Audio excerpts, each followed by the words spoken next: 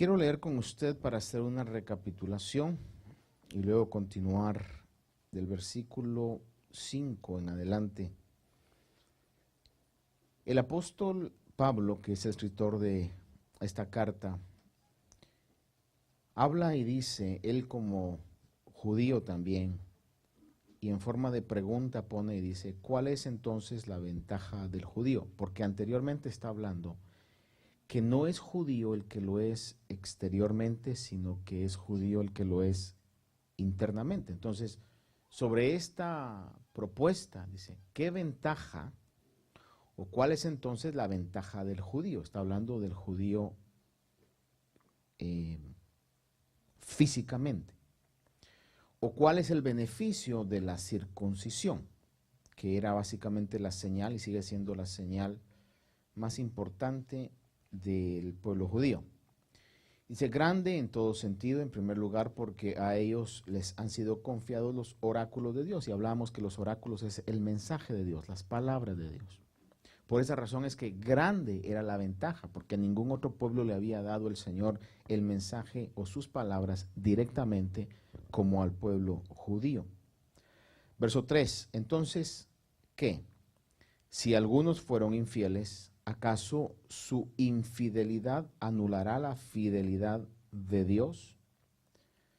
De ningún modo, responde. Antes bien sea hallado Dios veraz, aunque todo hombre sea hallado mentiroso. Como está escrito, para que seas justificado en tus palabras y venzas cuando seas juzgado. Hasta ahí habíamos llegado en la recapitulación, podíamos ver que el pueblo tenía la ventaja de haber recibido el mensaje de Dios. Ahora, el punto y lo que veíamos unos viernes atrás era que aunque tenían las escrituras, realmente no les importaban como debieran importarle, o no les habían prestado ellos la atención, el cuidado, no le habían dado el lugar que debían darle las escrituras. Habían suplantado las escrituras por medio de las tradiciones que habían recibido de una generación a otra generación. Al grado de que el Señor Jesús habló y dijo, vosotros escudriñáis las escrituras porque creéis que en ellas está la vida eterna, pero ellas son las que dan testimonio de mí, dijo Jesús. Sin embargo, cuando el Señor Jesús vino, no lo conocieron, dando a entender que leían las escrituras con otras intenciones, posiblemente el hecho de querer alcanzar un conocimiento nada más, pero en su aplicación ellos no habían recibido el mensaje central de las escrituras.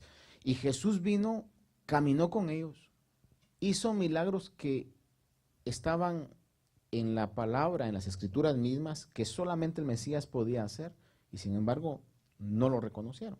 Por eso el Señor mismo los llamó ciegos, guías de ciegos. Ahora, el Señor vino a una generación donde realmente habían mostrado infidelidad, al grado de que Jesús mismo dijo, este pueblo de labios me honra, pero su corazón está lejos de mí. Y en ese espíritu es que el apóstol Pablo entonces al hablar de esto dice, ¿acaso entonces porque algunos fueron infieles, literalmente dice, la infidelidad de este pueblo anulará la fidelidad de Dios? Y responde, de ningún modo, porque Dios sigue siendo fiel. De hecho, cuando el apóstol Pablo habla a Timoteo, dice de que aunque nosotros seamos infieles, Él sigue siendo fiel. Es una de las cualidades de Dios. Y en este caso, entonces, fíjese de que quisiera leerle nada más en Deuteronomio capítulo 7, verso del 6 al 8, que ya lo vimos, pero quiero leerlo porque nos va a servir mucho para poder entrar a lo que continúa el pasaje. Habla acerca de lo que Dios había designado que el pueblo de Israel fuera. Recuérdense que la pregunta aquí está, ¿qué ventaja entonces tiene el judío? Y dice, mucha ventaja, porque a ningún otro pueblo le dio Dios la palabra como se las dio a ellos. Deuteronomio 7, del 6 al 8, leo y dice, porque tú eres pueblo santo para el Señor tu Dios. El Señor tu Dios te ha escogido para ser pueblo suyo de entre todos los pueblos que están sobre la faz de la tierra. El Señor no puso su amor en vosotros, ni os escogió por ser vosotros más numerosos que otro pueblo, pues erais el más pequeño de todos los pueblos, mas porque el Señor os amó y guardó el juramento que hizo a vuestros padres. El Señor os sacó con mano fuerte y os redimió de casa de servidumbre de la mano de Faraón, rey de Egipto. Eso se lo está diciendo Dios directamente al pueblo de Israel, que eran un pueblo que él amaba. En Éxodo capítulo 19, versos 5 y 6, recalca esto y dice, ahora pues, Éxodo 19, versos 5 y 6, dice, ahora pues, si en verdad escucháis mi voz, y guardáis mi pacto, seréis mi especial tesoro entre todos los pueblos, porque mía es toda la tierra. Y vosotros seréis para mí un reino de sacerdotes y una nación santa.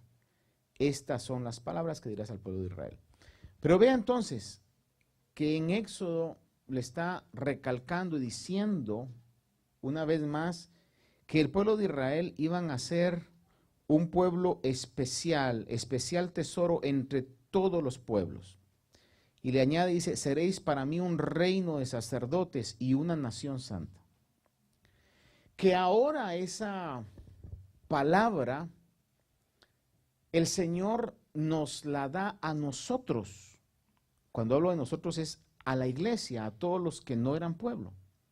Les recuerdo el versículo que quizás muchos conocen ya en Primera de Pedro, capítulo 2, verso 9 y 10.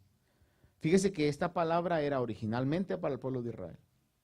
Pero como se desviaron, como realmente siguieron la tradición de los ancianos más que las palabras directamente de Dios, el Señor vino, no lo reconocieron. Y más adelante vamos a ver que el apóstol habla en Romanos que dice de que a ellos entonces les vino un enceguecimiento parcial. Ese enceguecimiento parcial de Israel es la alegría más grande que todos los gentiles podemos tener. Si no fuera por ese enceguecimiento parcial, nosotros no hubiéramos tenido las promesas que hoy tenemos. Y quizás para recalcarle, porque por eso quería llevarle a reconsiderar esto. ¿Qué promesas? Vea lo que el Señor le está diciendo al pueblo de Israel. Soy mi especial tesoro, un pueblo de sacerdotes para todas las naciones, luz para todos los gentiles. Les llega un enceguecimiento. Y ahora en ese enceguecimiento, la promesa de Israel, el Señor la da a nosotros. Y en Primera de Pedro, capítulo 2, versos 9 y 10, esto no se lo está diciendo ahora Dios directamente al pueblo judío de carne, sino a aquellos que lo son de corazón, a todos los gentiles que tienen la fe en Jesús. Les dice, mire que la comparación, a esto lo quería llevar. Primera de Pedro 2, 9, 10. Pero vosotros sois linaje escogido, real sacerdocio, nación santa, pueblo adquirido para posesión de Dios, a fin de que anunciéis las virtudes de aquel que os llamó de las tinieblas a su luz admirable, pues vosotros en otro tiempo no erais pueblo, pero ahora sois el pueblo de Dios. No habíais recibido misericordia, pero ahora habéis recibido misericordia. Si nota que esa promesa que no era para nosotros, que era para el pueblo de Israel, ahora por el enceguecimiento de Israel, el Señor la da al pueblo.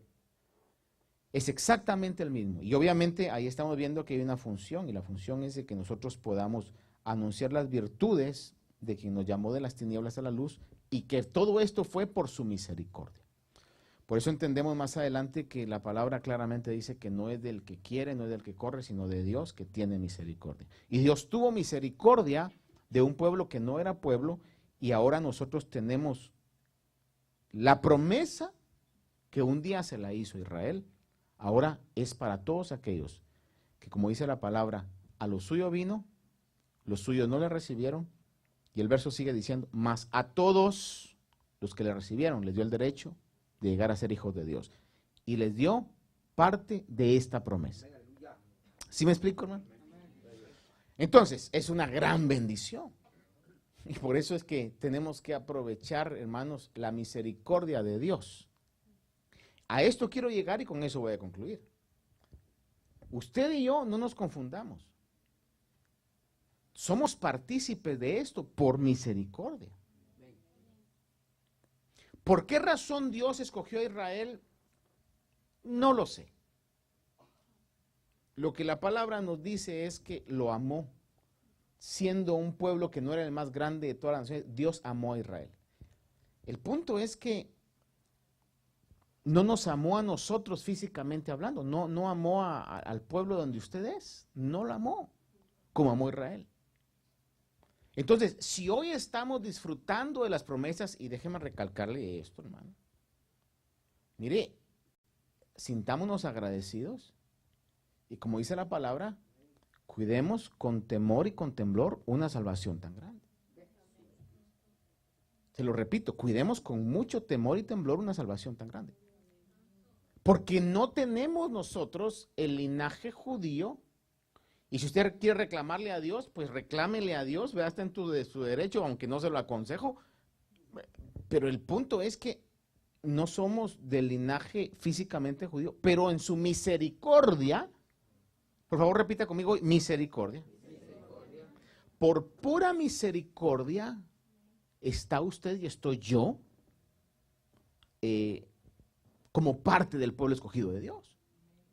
Por pura misericordia puedo llamarle a Él Padre y entrar con confianza, por pura misericordia. Y que eso no se nos olvide, hermano. Ahora, en base a este concepto, versículo 5 y versículo 6, quiero que usted lea conmigo, de Romanos 3, por supuesto. El apóstol comienza a decir algo que es muy importante, dice: y si nuestra injusticia hace resaltar la justicia de Dios, ¿qué diremos? ¿Acaso es injusto el Dios que expresa su ira? Y dice entre paréntesis esta versión, hablo en términos humanos. De ningún modo, pues de otra manera, ¿cómo juzgaría Dios al mundo? Es un poquito difícil la traducción de este pasaje, y la traducción lenguaje actual quizá lo dice de una manera un poco más clara. Déjeme leerle versículos 5 y 6 de la TLA. Dice: todo lo malo que hacemos demuestra que Dios es justo cuando se enoja y nos castiga. Oiga esto.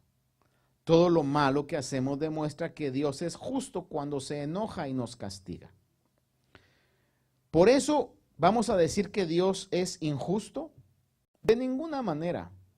Si Dios no fuera justo, ¿cómo podría decir quiénes son malos y quiénes son buenos? Dos versículos los vamos a entender más adelante, pero lo que sucede es que la enseñanza del apóstol Pablo acerca de la gracia de Dios, de la justificación por medio de la fe, óigame bien esto, bien importante, porque los judíos querían ganarse por medio de su descendencia, por medio de su linaje, por medio de sus obras, de su disciplina religiosa, de sus costumbres. Ellos querían ganarse el lugar de ser el pueblo de Dios. Pero ahora viene el apóstol Pablo y entonces dice, no, eso ya no es así. Ahora lo único que necesitamos, y le está diciendo a esto al pueblo que no era pueblo, lo único que ese pueblo que no es escogido necesita es tener fe en que Jesús pagó el precio de su incorporación, de su justificación. Entonces, ese mensaje de gracia estaba siendo mal interpretado, como en este tiempo aún sigue siendo mal interpretado. Al grado que decían, no, lo que Pablo está diciendo entonces es que uno viva como le dé la gana y con que crea en Jesús, eso es suficiente para tener un lugar en el pueblo de Dios. Sin embargo, no era eso lo que el apóstol Pablo estaba diciendo. Por eso en este argumento que él está hablando acá, dice, muchos decían entonces sobre ese punto, si es así entonces sigamos pecando. Porque mientras más pequemos nosotros, más justo Dios se ve. Mientras más injustos nosotros, más grande es Dios. Eso lo dice más adelante.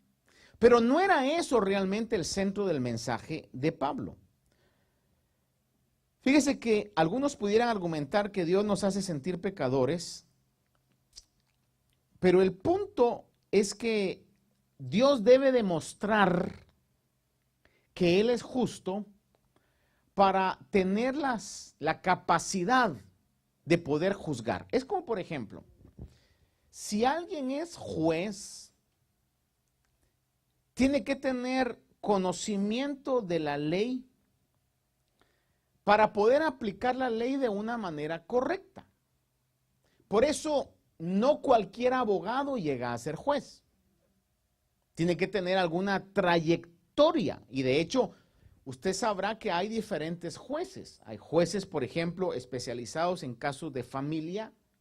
Hay jueces en casos criminales. Hay jueces en casos de inmigración, en casos corporativos.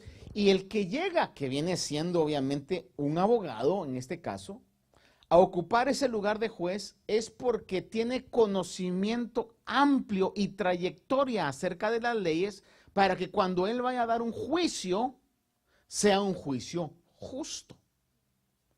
De la misma manera, lo que el Señor está aquí es resaltando que Él tiene las cualidades, o Pablo está diciendo, Dios tiene las cualidades para hacer un juicio justo. Alguien ponía esta comparación y dice, es como cuando usted ha visto que los joyeros están tratando de vender sus joyas. Por ejemplo, si van a poner una joya que tiene alguna piedra blanca, un diamante, o pensemos en un diamante, que es en este caso lo que más brilla, creo yo. Lo ponen en un fondo negro y le dan luz. ¿Para qué? Para que resalte lo blanco, lo cristalino. Haga de cuenta que algo así es el ejemplo que el apóstol Pablo está poniendo. O sea, nosotros somos injustos, hablando de la humanidad, pecadores, y mientras más injusticia y pecado se mira, más brilla la justicia de Dios. Pero lo que el apóstol está diciendo aquí es que no nos confundamos. El juicio de Dios, Él resalta su justicia para dar a conocer que su juicio es un juicio justo. Que no va a juzgar no teniendo las cualidades de poder hacerlo, sino va a juzgar porque tiene las cualidades de poder hacerlo. De hecho, hay varios pasajes, y se los voy a leer, que hablan en la Biblia acerca de que Dios juzga con juicio justo. Oigan bien esto.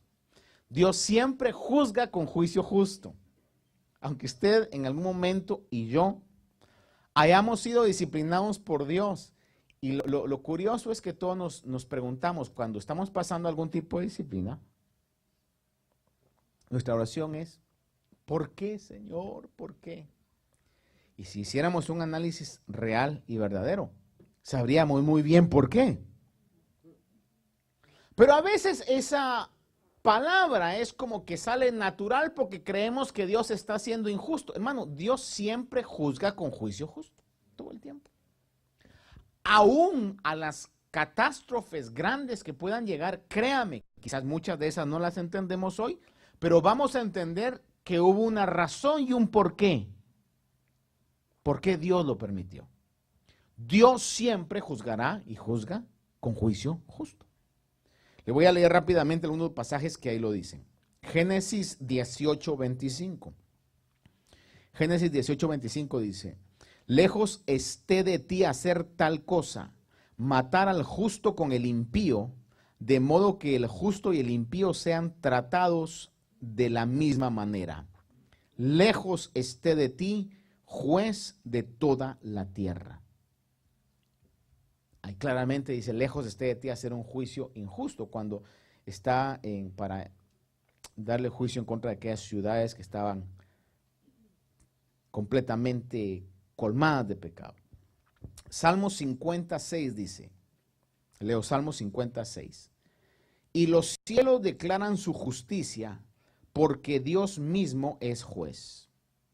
Él es un juez justo. El Salmo 58:11 dice, y los hombres dirán, ciertamente hay recompensa para el justo, Y ciertamente hay un Dios que juzga en toda la tierra. Le recalco, el juicio de Dios siempre es un juicio justo. Salmo 94:2 dice, levántate. Es el Salmo 94:2. Levántate, juez de la tierra, da su merecido a los soberbios. Cada vez que Dios juzga, y Dios siempre va a juzgar, y le recalco algo que he estado yo diciendo mucho tiempo atrás. Un día Dios va a juzgar al mundo, porque Él es el creador del mundo. Por eso la agenda del enemigo, la agenda del diablo, es hacer creer que no hay Dios. Porque si hace creer al mundo que no hay Dios, entonces tampoco la Biblia es la palabra de Dios, porque no hay Dios. Entonces no hay una ley divina, no hay una ley perfecta, y cada quien puede hacer lo que bien le parezca.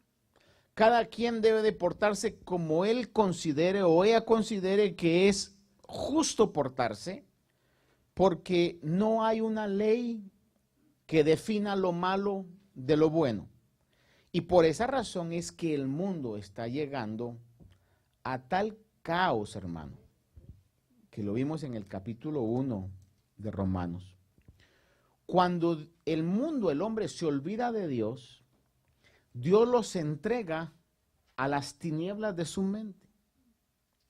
Y fíjese que cada vez que hay un olvido de Dios, la mente del hombre se inclina a lo malo y usualmente se manifiesta en un tipo de perversión de tipo sexual.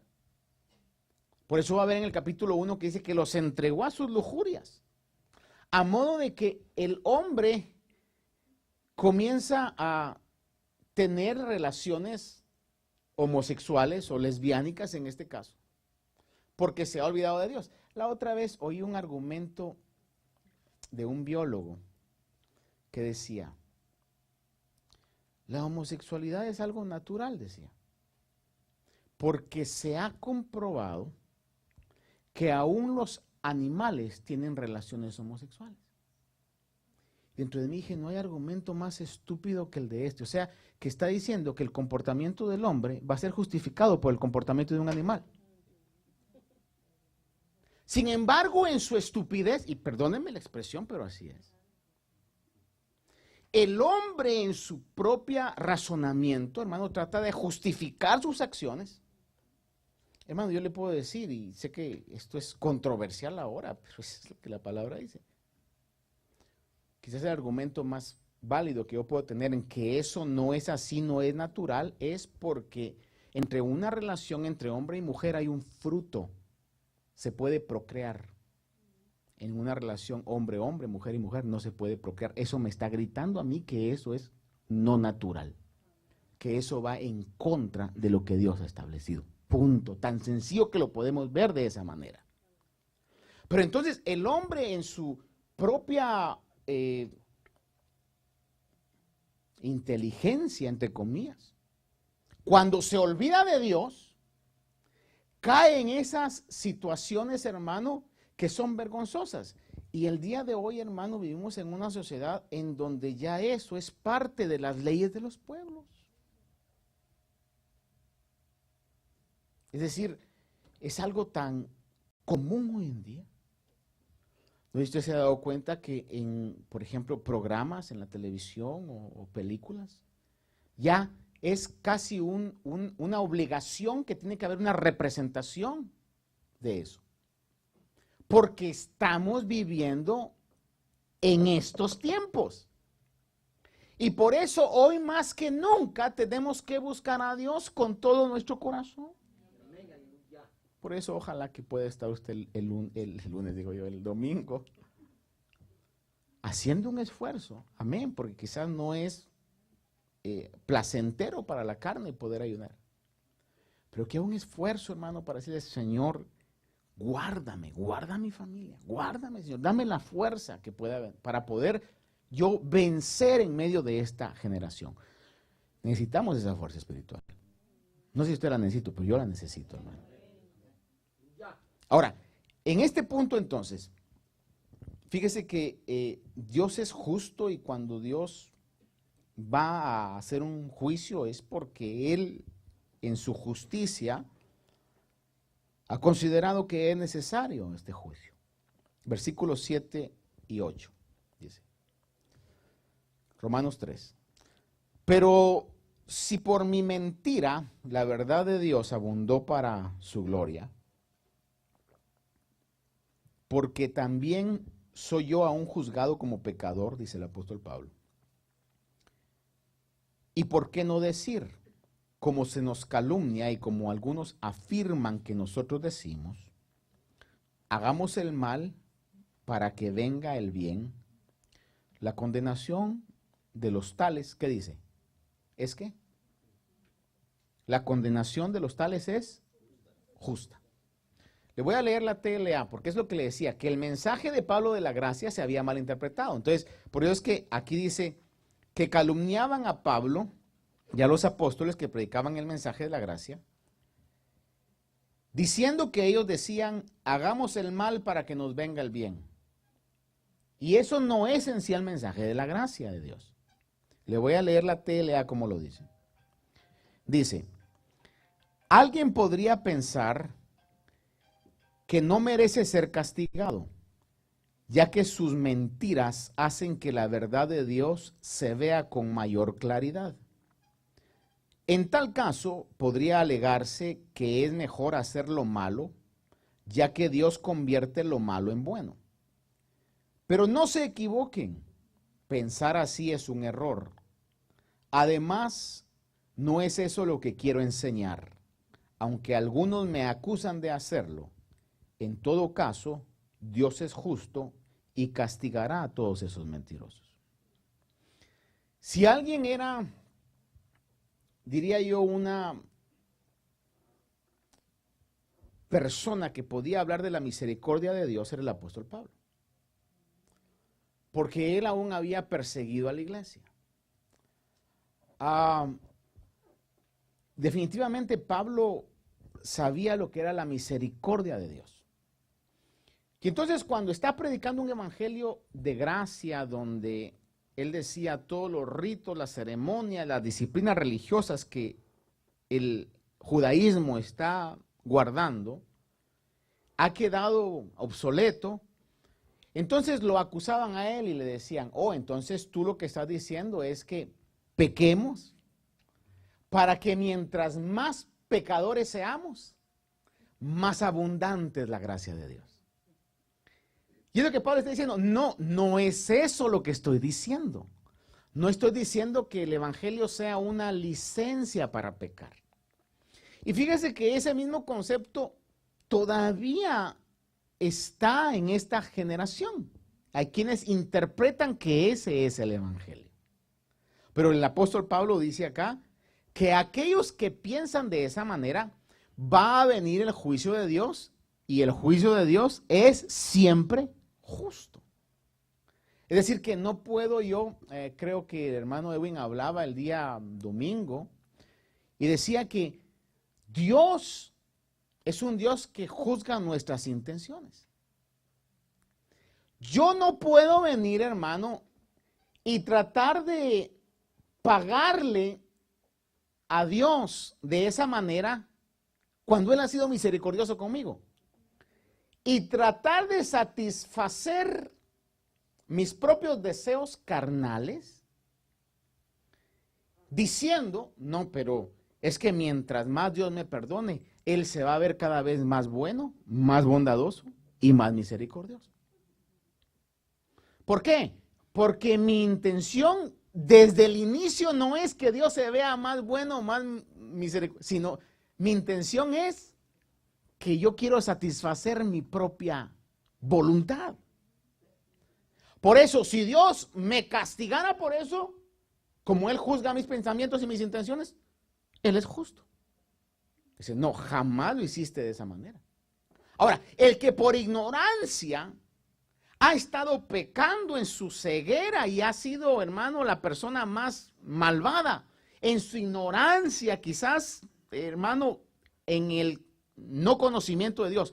Y Dios lo salva y lo rescata, hermano, pero él realmente no estaba pues ni pensando acercarse a Dios. Y Dios en su misericordia lo salva. Ahí sí, la misericordia de Dios se eleva y se extiende. El amor de Dios se eleva y se extiende a una magnitud grande. Pero es Dios quien nos ha creado y conoce nuestras intenciones y nuestros pensamientos y lo que nosotros realmente somos. Y de hecho a muchos nos ha salvado Dios de esa manera. Y podemos ser, hermano, testimonios vivos de la misericordia y de la gracia de Dios. Que no éramos pueblo y Dios nos ha salvado y nos ha redimido. Pero el mensaje de Pablo se estaba malinterpretando y entonces por esa razón es que trágicamente el mensaje de gracia por fe de Pablo había sido pervertido por los oponentes, quienes argumentaban que era una licencia para pecar y para seguir pecando. Vean conmigo Romanos 5:20, siempre ahí en la carta de Romanos. Romanos 5:20 dice: y la ley se introdujo para que abundara la transgresión.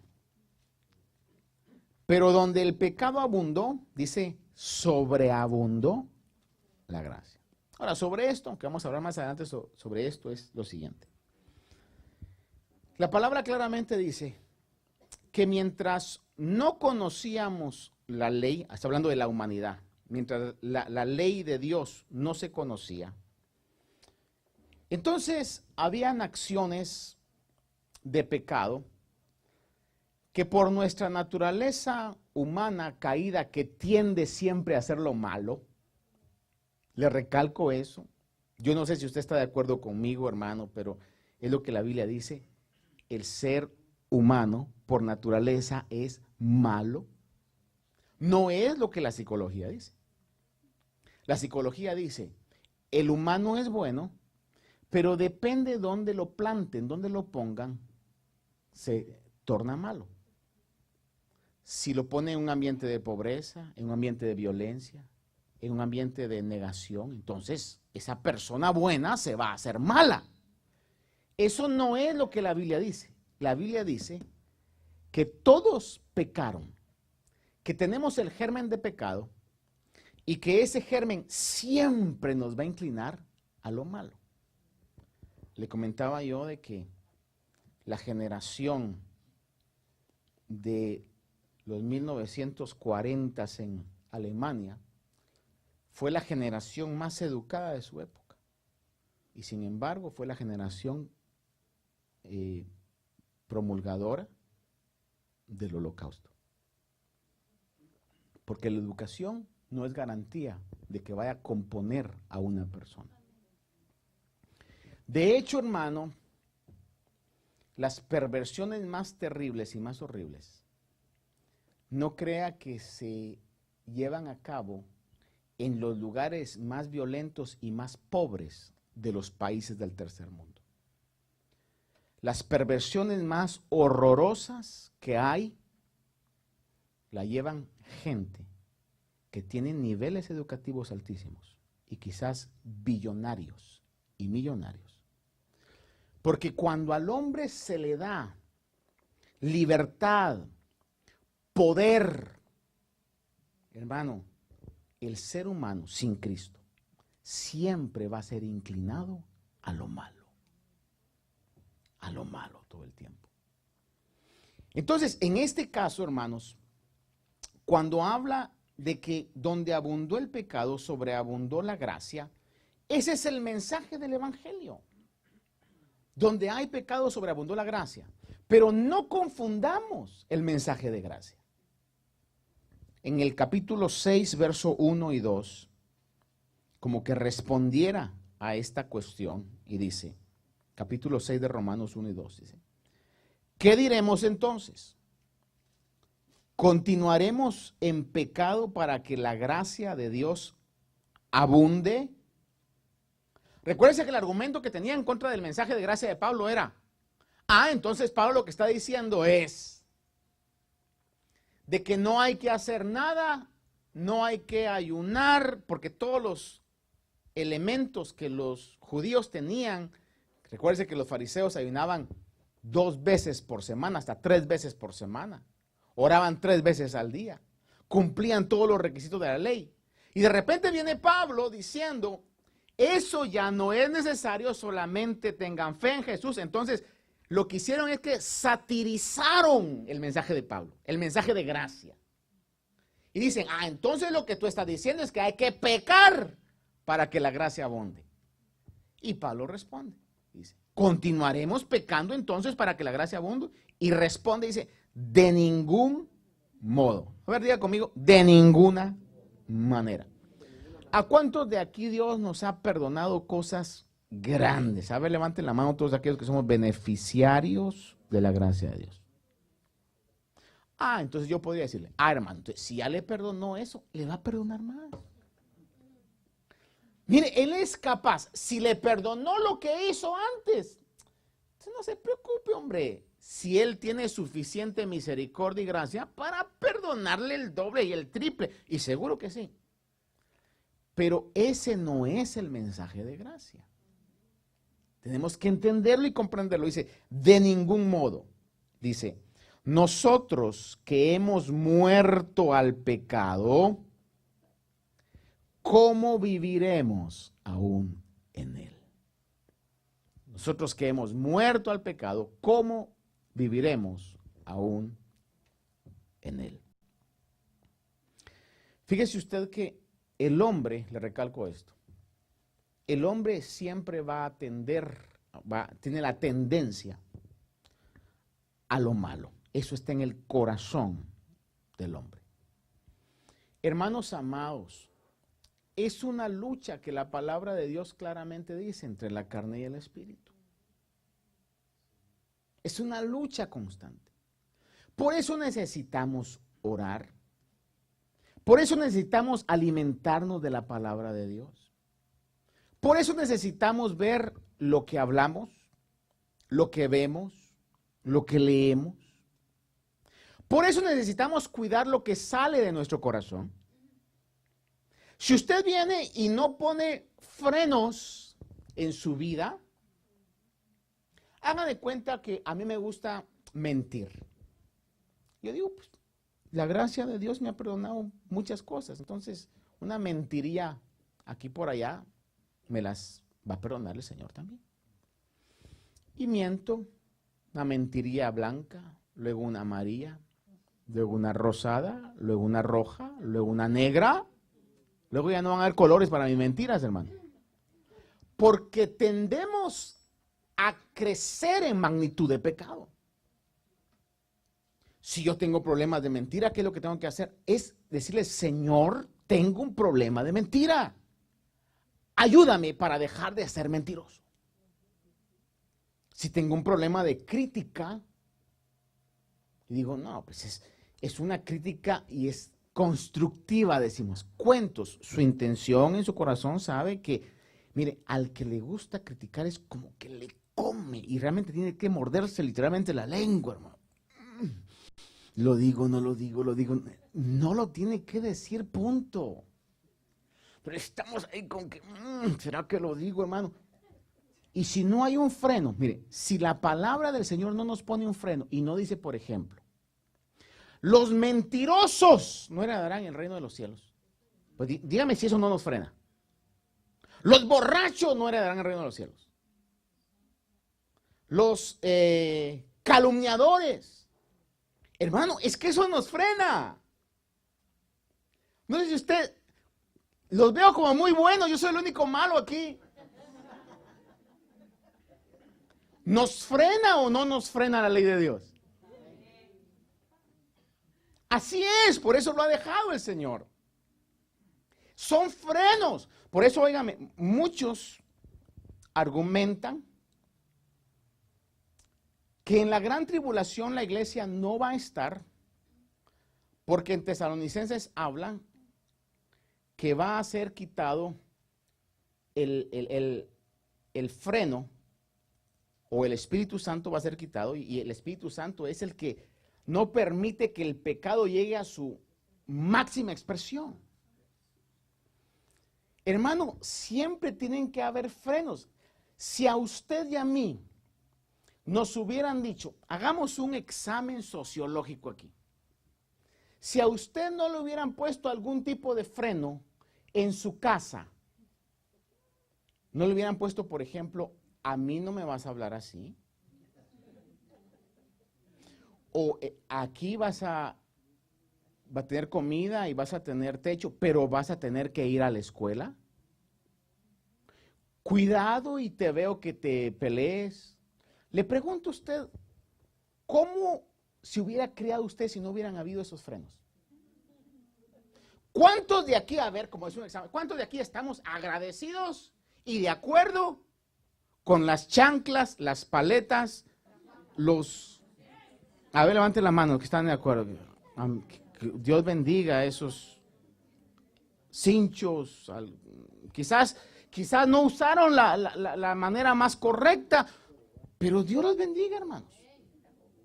Porque si no, saber cómo estuviéramos. ¿Estamos de acuerdo con eso? Vaya. Y nuestros padres, que no son buenos, dice la Biblia en Hebreos, que no sabían cómo disciplinarnos, dijeron, no, a este hay que ponerle freno, a este hay que ponerle freno, porque si no, saber cómo va a terminar. Le pregunto, ¿y Dios? Por eso nos pone frenos. Y por eso tenemos todavía el descaro de decir, ¿por qué yo, Señor? ¿Sí me explico? Porque a mí, Dios, le está poniendo los frenos. Diciendo, seguí así, chulo, y vas a parar peor. Es la verdad, hermano. Y es lo que el mundo no quiere entender, y es lo que en algún momento muchos no quieren comprometer del evangelio, y no queremos decir, no, al contrario, es gracia. No, mire, Dios lo perdona. Mire, hermano, todo pecado va a tener consecuencias. Que Dios tiene gracia, amén. Pero tiene que haber una actitud de reconocimiento. Y decir, Señor, volvió a pasar, Señor. Sigo siendo, ayúdame, Señor. Y eso nos motiva a buscar en Dios esa fuerza espiritual que nos puede hacer hombres y mujeres espirituales. ¿Es gracia entonces de Dios que sigamos pecando? De ningún modo, dice. Los que hemos muerto al pecado, dice, ¿cómo seguiremos viviendo en él? No le estoy diciendo que no pequemos, yo sigo pecando, definitivamente. Pero no es mi destino ese. No quiero llegar a graduarme con honores de la escuela de pecado. Mi destino es un camino de santificación. Que ahí el pecado nos alcance y todavía en nuestra debilidad cometemos errores, hermano. Pero, ¿cuál es la actitud? Levantarnos, Señor, perdóname, Señor, ayúdame, Dios mío. Y si hicimos mal a alguien, retribuir con algo para limpiar esa situación, hermano, y seguir caminando. Mi destino es una vida de santificación. Y ahí necesito la ayuda del Espíritu. Ahora, déjeme terminarle con esto. Porque el apóstol Pedro, en su primera carta, y véalo conmigo, busquémoslo, 1 Pedro 5:12, donde habla, en la primera carta de Pedro, en su contenido, le está hablando acerca de la obediencia, de la búsqueda de la santidad, del amor fraternal, de la conducta cristiana. Habla también de las relaciones matrimoniales, de que hay que amar y respetar en el matrimonio. Habla acerca de la oración. Habla también acerca de la perseverancia en el sufrimiento. Oiga esto. Perseverancia en el sufrimiento. De todo eso está hablando en la primera carta. Capítulo 5, verso 12. Mire lo que dice. Por conducto de Silvano, nuestro fiel hermano, porque así lo considero, os he escrito brevemente acerca de todo lo que le estaba diciendo yo. Os he escrito brevemente, exhortando y testificando que esta es la verdadera gracia de Dios. Estad firmes en ella. Y que usted mira esa carta, le repito, está hablando acerca de la obediencia, acerca de la búsqueda de la santidad, acerca de la conducta cristiana, acerca del trato en las relaciones conyugales o matrimoniales. Está hablando acerca de la oración, de la perseverancia en el sufrimiento. Dice el apóstol Pedro, esta es la verdadera gracia de Dios. La gracia de Dios verdadera es ese camino de conducta cristiana, de perseverar, de continuar en esa búsqueda de la santidad. Y no vaya usted a creer al mensaje que dice que la gracia de Dios es licencia para continuar pecando. Amén. Amén. Padre, yo te agradezco por tu infinita misericordia.